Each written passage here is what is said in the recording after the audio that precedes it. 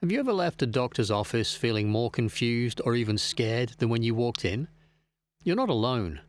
Millions of people are waking up to the reality that taking ownership of their health means becoming informed, asking questions, and trusting their own judgment.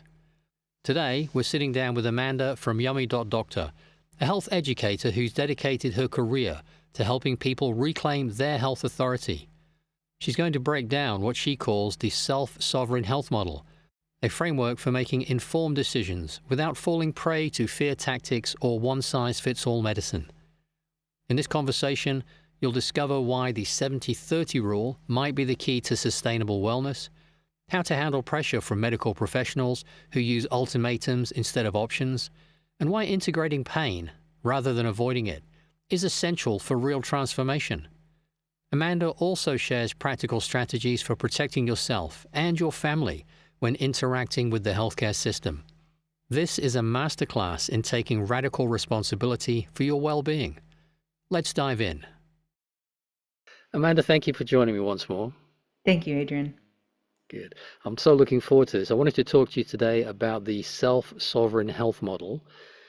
You've often talked about that. So what does it really mean to you on a practical day-to-day level, and for a person who doesn't want to see a doctor, they want to take care of themselves and figure this out for themselves?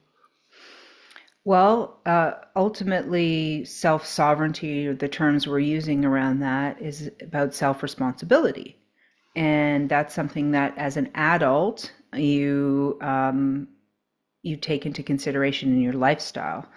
And it means that you have choices before you, and the choices need to be informed ones, which means that you have to have some aspect in your world of educating yourself, of knowledge, and how to use that knowledge and apply it into your lifestyle, right? And there's trial and error, and there's all, this is what adolescence is for, is we make mistakes, we fumble around, we start to see the world with new eyes, and then we take that information and we integrate it. And when we're an integrated adult, one of the challenges, if you will, in some ways, but also the gift out of that challenge, is to do the hard stuff, right? The things you don't want to do as a child, or when you're immature, like you want to pass it off to somebody else and just have a good time. That means that there's some self-discipline involved with this self-responsibility. And it could be as simple as saying no to a piece of cake that that sugar in there is going to cause you an inflammatory reaction, and you're going to feel very unwell the next day, or not drinking alcohol, or doing things that are harmful to your body because of education and experience. Or it could mean that, all right, I'm going to make that mistake on purpose, and but for my mental emotional health, or maybe I'm doing it for whatever reason I'm doing it, but the next day I'm going to do a lot of self-care, whatever. There's a lot of different ways you can rationalize the choices that you make. I say that 70% of your choices should be very healthy, balanced ones, and we do tend to be given some grace of a buffer, well, at least historically 20 to 30%, where you can still fumble around and recover. However, nowadays that buffer is becoming smaller and smaller because of our exposures to toxins, our exposures to stressors. Those are building or accruing, and that has limited our ability to have a little bit of wiggle room with playing with with fire, if you will. But each is different. We're individuals. We have different paths. We have different lessons that we're meant to learn. We're shrouded sometimes for things because we're meant to see a different perspective, and it doesn't necessarily change that as much. However, you can still see the choices before you as best as you can, and then make that decision. Say, no, instead of running to somebody else for answers, I'm going to seek within for those answers. And knowing that I am connected to the divine, and I am powerful, and I am clear, and that I want to do the best I can for my soul growth, for my health and well-being, and for that in my community, I'm going to take a moment and make a better decision, right? Mm. Like we teach our children to make better decisions, right? Mhm. It's about addressing the inner child within us that wants to rebel all the time and say, well, Mm. maybe I could change my decision here um, and have an outcome that I really enjoy, and that we don't always see how beneficial that can be to have that self discipline. Mm. And it can be from love, not from punishment. A lot of people will get addicted to even exercise or coffee enemas or things that they want to do that they believe is self sovereign. But that can also become a controlling, addictive behavior if the underlying self care, self love aspect has not been integrated. Mhm. And as we've seen that before with like breatharians or raw food diets or whatever, we can get into the extreme. And that's not what I'm talking about. I'm talking about seeing that we are here to um, well, we're here to grow and we're here to ultimately what we want is love, and ultimately what we want is peace, and peace not just for us but for all. You know, if you're a good person, that's how you get up in your day and what you want to Mm. see. At least that's how I see my world. And to do self-harm is against that philosophy. And to be self-sovereign means I'm going to take responsibility for the all within myself, Mm. because you know about Ho'oponopono. If you know about Yeah. Ho'oponopono, Yeah. what it means is we are infinite within, and we are connected. And when you do something to self, you're doing something to all. And to me, that's the true self-sovereign understands that connection and Mm. honors that and listens to the inner wisdom and doesn't outsource to others that have other agendas or perhaps operating from ego, profit, or other dark objectives, Mm. right? And it doesn't necessarily mean you're not going to ask questions or do research or get advice. Mhm. That's, you can still take advice from someone and not actually follow through with it. For example, you might need some extra information from a lab or a doctor, right? Mhm. You're piecing things together, which is one of the things I teach at Yummy.Doctor. It's one reason why I created that, so that you're more able to not be triggered by fear programming, controlling ideologies, and so forth. You can still take that information in and not adhere to it egoically. You can go, well, I see that that is somebody's opinion and I'll Mhm. take it under consideration. Doesn't mean I have to believe it or integrate it into my existence. And that will just be part of my collection of data points. And once I have enough data points, then I will make the educated decision in the direction or directive in which I will go toward into. And that's to me an integrated adult behavior would behave in this way. Thank you. So, in your experience, what do you think would be the single biggest obstacle people would face when they decide to take full responsibility for their own health? Depending on the current state of health you find yourself in, what happens when people are crying for help and are in a state of, say, pain or discomfort, where they're not able to think clearly, they're not able to function properly. That's a Mhm. challenging place to be in. Ultimately, you want to prevent getting to that place. What happens is if you do rely on, you are in a position to rely on other people. And that can be challenging when you're trying to take self responsibility, because if you're still in a lot of illusions, if you're still in pain, you have a lot of fear programming, or you're just scared because your health is in a bad way, you're vulnerable. And this can be a challenging place to take charge from, right? Mhm. And which is why the system works so hard to get you down in that place, because then you are desperate and you're reaching up and hoping someone will pull you up. And there are people and there are places that will pull you up genuinely and lovingly, but then there are vultures that utilize the situation for their own gain. And that's where there's some dangers. And But the difficulty is if you are finding yourself in that place, to find the strength to pull your own self through it. I can tell you from, some of my own difficult experiences, including childbirth, that it's worth it to do the hard stuff, to go through the eye of the needle and come out the other side, because you find a new self-confidence and you find a new self-respect when you go through the thing that you are afraid to go through. And I can tell you that part of the illusion is that you think you can't, and you think it's too difficult, or you believe that even you might die if you do something that is maybe against doctor's orders or something what you've been told. And that's where some handholding is helpful, and that's definitely where education is helpful. But ultimately, you want to avoid getting to that desperate state, first and foremost. If you are there, you need to find trusted friends, family, support network that will not use you in that situation and will actually be there for you. But then when you are gifted with grace, you must use it as a step up and not as a handout. And we see this in our culture. It's it's everywhere that everyone just wants a continual handout and to blame shift to everything else but taking self-responsibility for the state that they're in.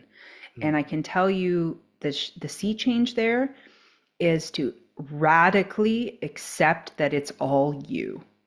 Doesn't matter if someone slung mud at you or whatever bad happened. And I've had a lot of terrible things happen to me, and I've been in that place, and I understand it completely. It's a temporary place where you're chewing through your not just your mind, but you're chewing through what's called your pain body.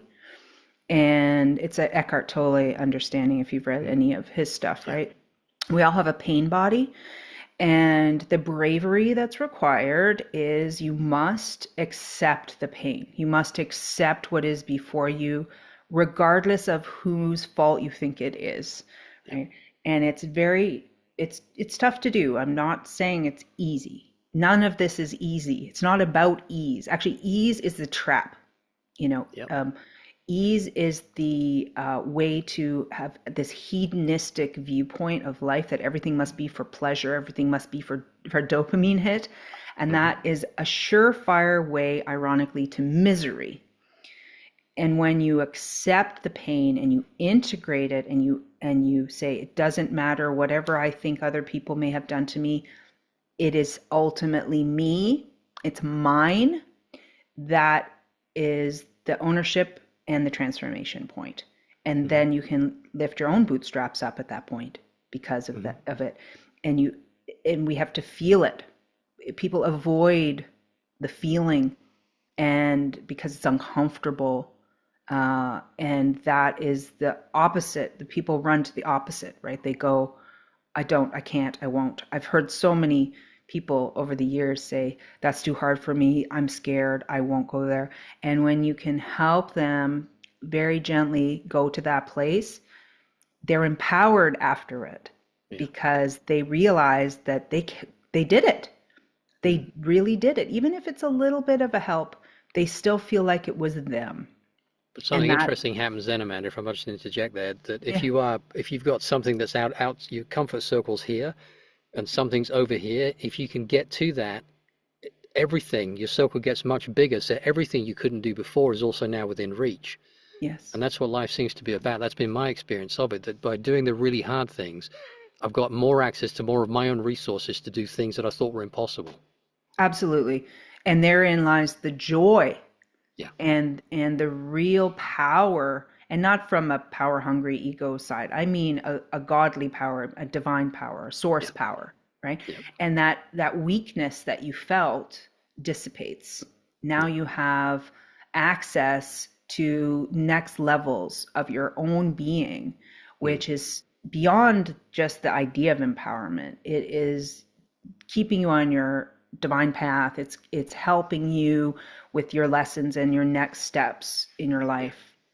And so when I talk people off of ledges, which I do often, like you'll see a parent freaking out because their child has a fever or something, and Mm. they're frenetically panicking in their anxiety.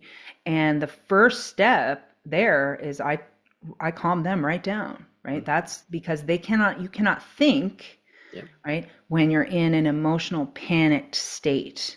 Yep. And that's the vulnerability where you run to the external source. So then they'll go to the ER, or they'll go, and then they're putting themselves and their child's lives in danger to Yep. do so, thinking they're going for help, but they're not, because there's a vulture system. And when you can calm yourself and you can practice that, where yes, I am feeling the emotional energy of anxiety right now, and I'm okay. You can hold both of those things at the same time in your body. Mm. That's now you are in the driver's seat once again. And yes, I am also worried. I feel worry. I feel all of these different emotions, and that's okay. And also, I am now going to take the steps to uh, educate myself, or talk to Amanda, or talk to someone who Mm. can give me some direction. And I'm going to trust that direction and trust myself. And once you go through those experiences, it just builds. My first experience with my daughter having a very high fever, hey, even as an educated practitioner, I'm not immune to it. I still had the panic and the fear and all of the things and the worry and so forth. That doesn't go away magically.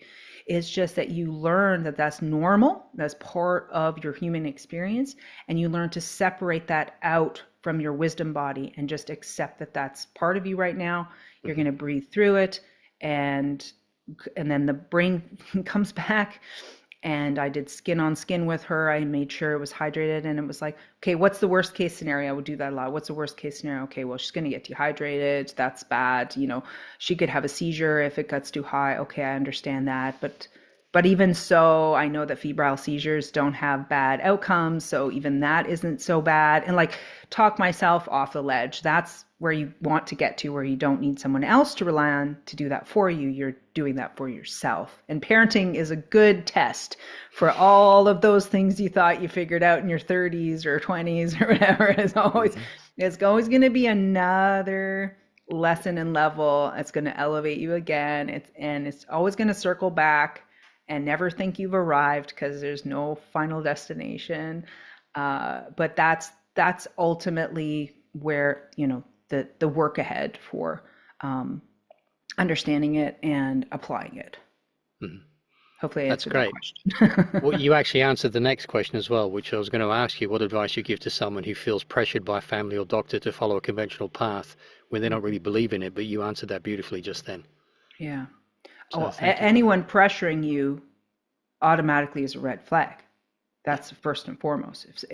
And to understand that a tactic, this is an emotional tactic used by those in these fake power positions to manipulate you. Yeah. Manipulators do that. They're not giving you choices.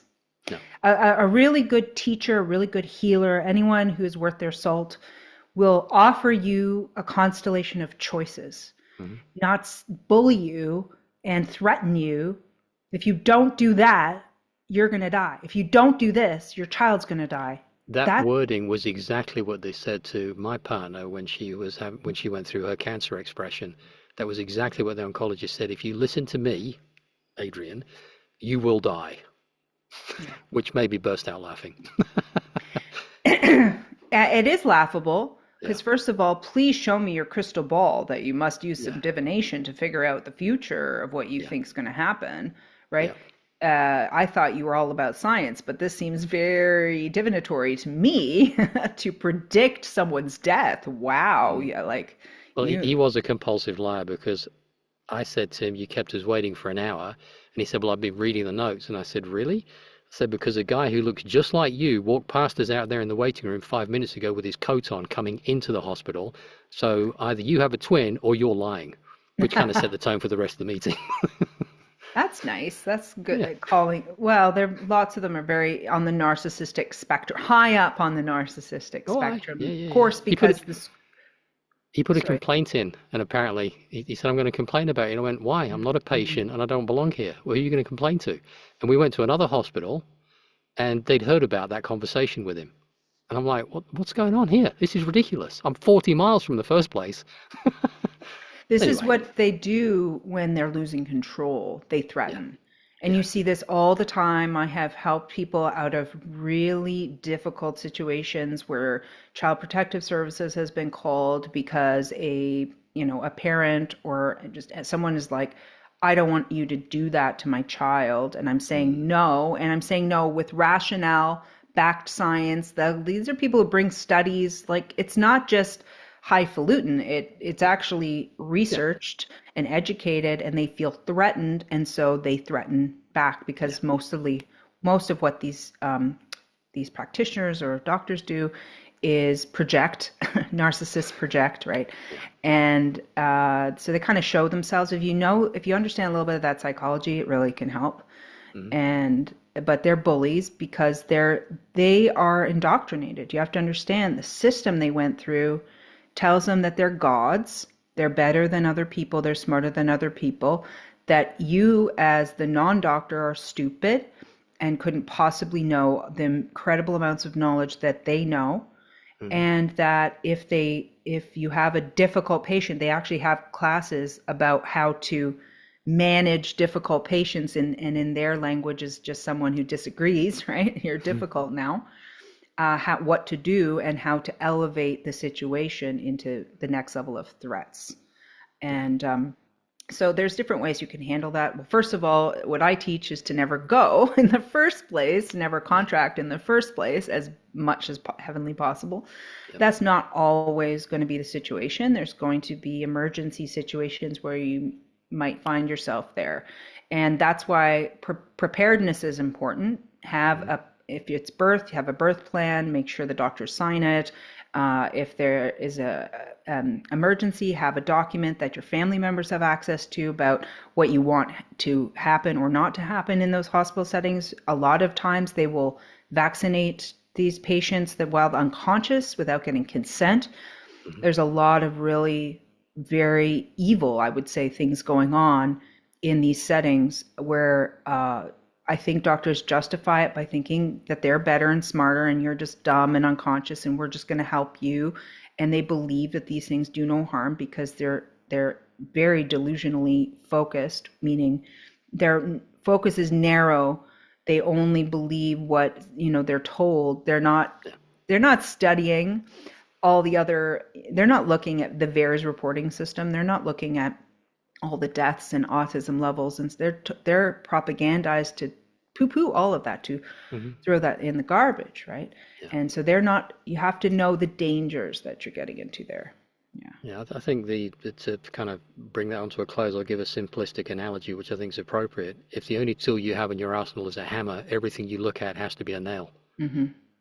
Yeah. Yeah. So good. Thank you Yeah. so much for that. You've mentioned Yummy.Doctor, isn't it? That's your website. Mm-hmm. And there's I know you have a paid section on there, but in case people didn't realize, you have a very, very wide and broad free video section, which is full of some incredible resources and a place I go to often to learn things. Yes, and writing blog area. So I have a lot of Yes. articles Hmm. and all kinds of free videos for education. I've been making videos since 2017 Yeah. and writing for a bit longer than that. And everything is cataloged there. And then members, if they do join, we have an extensive library as well that we continually build onto, and it's protocols and definitions, Hmm. even topics of diseases that are more rare are in the library as well. So there's a lot of resources there for people. That's brilliant. Thank you very much. Thank you.